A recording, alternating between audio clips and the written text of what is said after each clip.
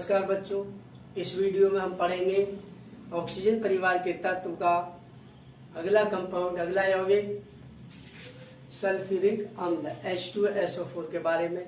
H2SO4 के बनाने की विधियां।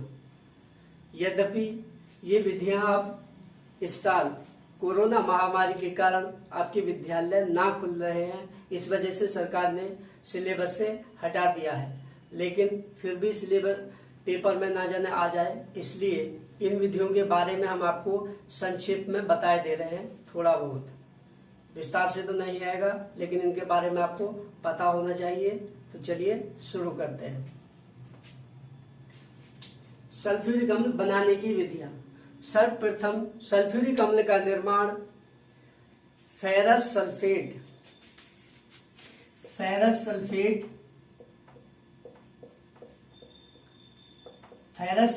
के क्रिस्टलों को गर्म करके किया गया था।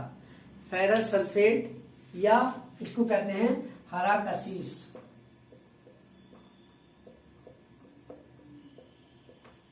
फेरस सल्फेट या हरा कशिश, हिंदी में हरा कशिश कहते हैं, केमिस्ट्री में इसको फेरस सल्फेट के क्रिस्टल कहते हैं, और इंग्लिश में इसी को कहते हैं green vitriol.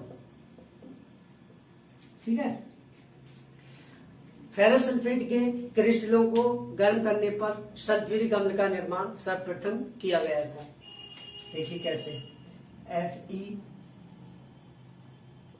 FeSO4 into 7H2O, ये होता है आपका ग्रीन विट्रियोल या फेरस सल्फेट FeSO4। इसके साथ जल अणु जुड़े हुए हैं, तो इससे क्रिस्टलीय रूप में है फेरस सल्फेट। ग्रीन विट्रियोल या हरा कशिश फेरस सल्फेट के क्रिस्टल हैं, इनको गर्म करते हैं तो क्या बनता है, देखिए इनको गर्म करने पर बनता है Fe2O3 ferric oxide plus 13H2O 13H2O plus H2SO4 plus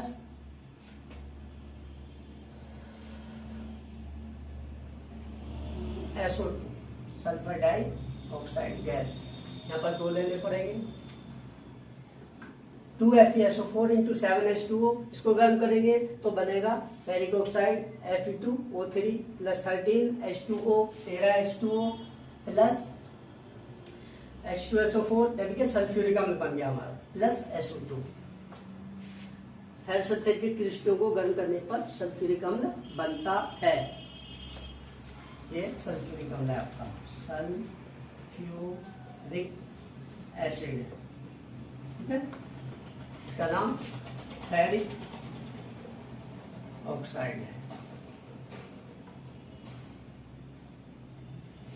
बहुत सारी विधियां हैं इसके बनाने की। गंधक को जलाएंगे, गंधक को वायु की उपस्थिति में जलाएंगे, सल्फर डाइऑक्साइड गैस बन जाएगी।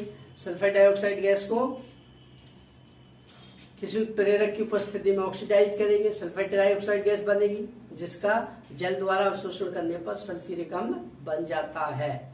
या सीधे सीधे क्या करते हैं, सोडियम सल्फेट को HCl के साथ गर्म कर देंगे तो बन जाएगा। सोडियम सल्फेट को HCl के साथ गर्म करेंगे तब भी H2SO4 बन जाएगा, प्लस NaCl बन जाएगा। तो उसमें एक्सट्रैक्ट करना थोड़ा कठिन होता है।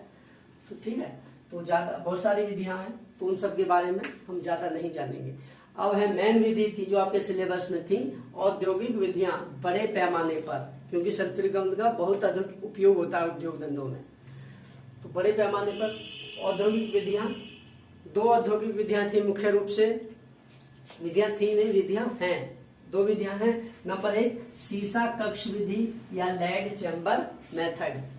सीसा कक्ष विधि या लेड चैम्बर मेथड, इसको शीश कक्ष विधि भी कह देते हैं, शीश कक्ष विधि। ठीक है, सीसा या शीश कक्ष विधि। इसमें क्या किया जाता है, इन दोनों ही विधियों में स्टार्टिंग जो पॉइंट होता है, सबसे पहले सल्फर डाइऑक्साइड गैस को बनाया जाता है। वो सिद्धांत में इसमें नहीं है, लेकिन उसे हम ऊपर बनाए देते हैं। यहाँ पर औद्योगिक विधियों में क्या मेन चीज है, सबसे पहले बनाई जाती है सल्फर डाइऑक्साइड गैस। कैसे बनाते हैं, या तो गंधक को सल्फर को वायु की उपस्थिति में गर्म करके सल्फर डाइऑक्साइड गैस बनाते हैं H+O2 arrow SO2, sulphur dioxide gas बन जाएगी गंधक को वायु की उपस्थिति में जलाने पर, ठीक। या आयरन पाइराइट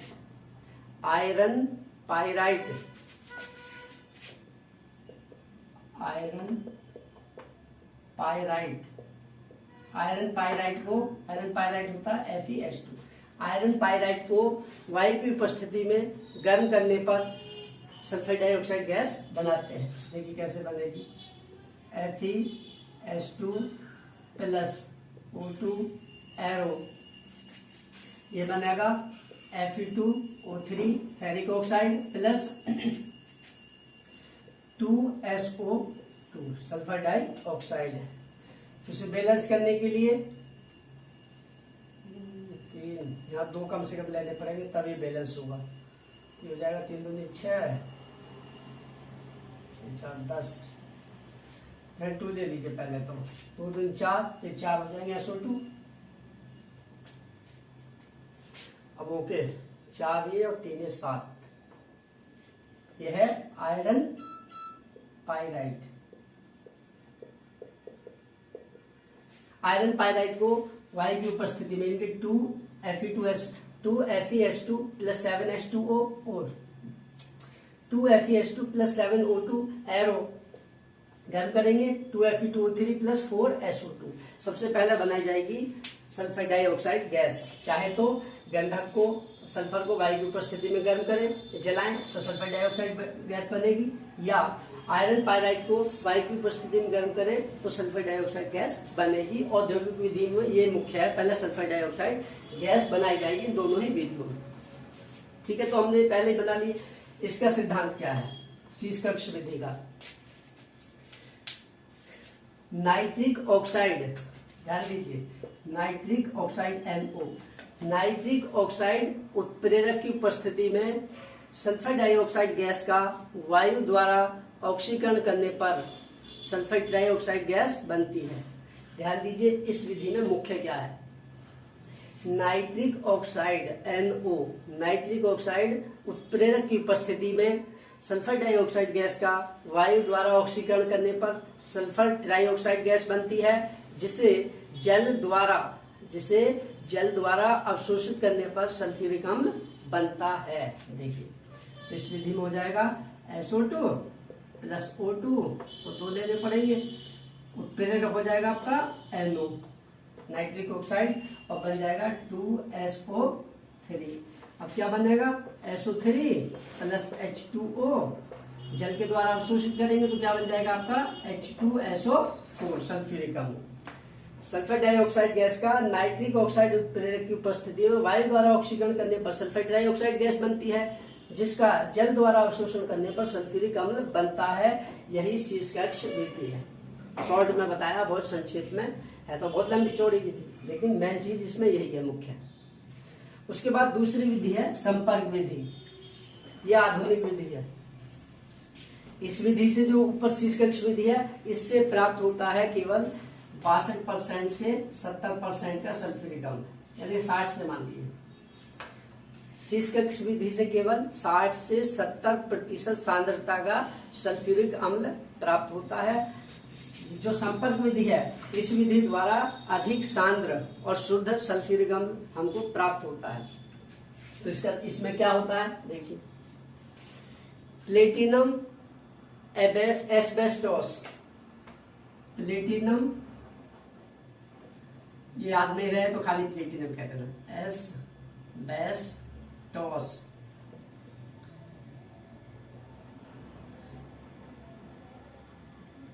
प्लेटिनम एस्बेस्टोस या खाली प्लेटिनम याद रखिए, आपको कठिन लग रहा है।